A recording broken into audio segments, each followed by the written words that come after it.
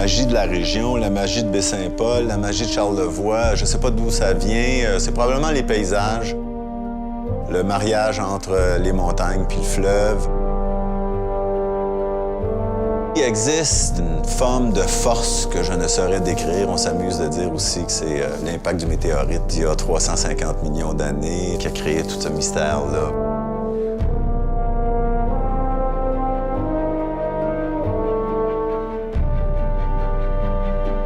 Charlevoix a été peint, a été visité par nombre d'artistes et de créateurs. Il y a eu des festivals qui sont nés ici dans la région. On peut même dire que le Cirque du Soleil est né quelque part ici dans la région. C'est sûr, c'est devenu un produit international. En plus de cette montagne qui a plein d'histoires, de légendes. Il paraît qu'il y a même un trésor de caché ici dans la montagne. Jamais personne ne l'a trouvé encore.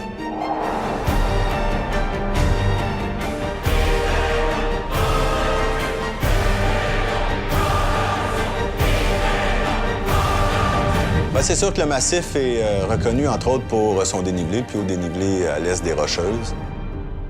On a en moyenne 6,5 mètres de neige par année. Quand j'ai découvert le massif, dans les premières années, il n'y avait pas de remontée mécanique. On faisait du ski en autobus.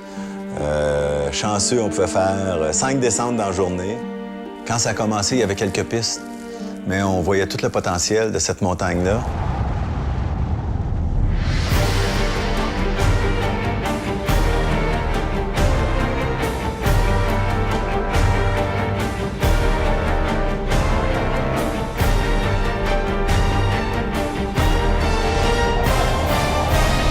De l'hiver dans Charlevoix, les gens vont te parler du massif.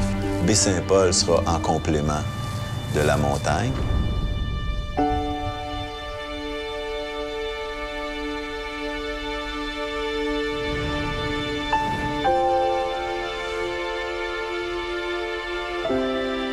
Nous, on a fait l'acquisition à Baie-Saint-Paul d'un ancien bâtiment de ferme.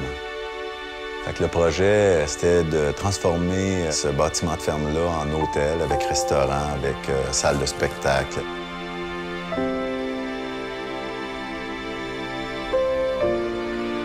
Vu qu'on est sur des terres agricoles, bien, on cultive.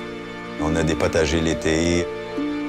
On vit avec les fermiers de la région, mais dans le fond, en plein cœur du village, on fait des marchés publics l'été, ce qui rend l'expérience encore plus intéressante, plus enrichissante, parce qu'ils peuvent vraiment vivre la région, mais avec les gens de la région. Les Grands Prix du tourisme canadien nous ont décerné le prix du projet le plus innovateur, le National Geographic comme l'une des 15 meilleures destinations hivernales au monde et le New York Times comme l'une des 46 places à visiter sur la Terre.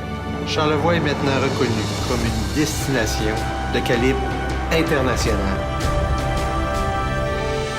Le côté exceptionnel du projet est la proximité d'une ville aussi belle, aussi unique que Québec. Il y a plusieurs sites historiques très intéressants à visiter. C'est la capitale avec son parlement, avec ses plaines, avec son Cap Diamant. C'est vraiment une très, très jolie ville. Quand tu as une région aussi riche que ça, en termes d'histoire, de culture, en termes de paysage, ben, c'est assez facile à ce moment-là de créer une marque.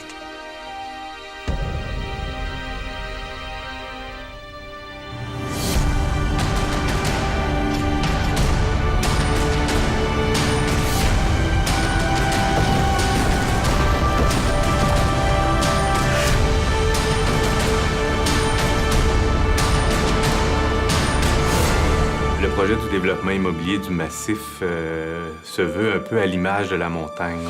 On veut reconstituer un projet qui est surprenant, qui est unique, mais surtout aussi à l'échelle du paysage et de la nature. Les sites ont été choisis pour leur accès ski-in, ski-out, répartis dans la montagne, que ce soit au sommet ou à la base.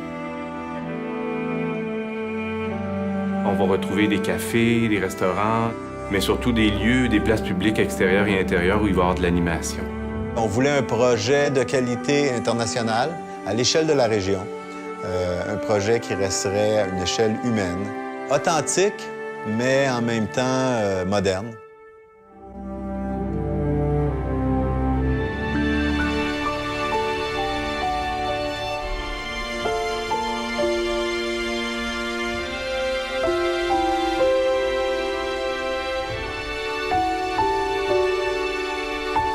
On aime bien laisser la place un peu à l'aventure.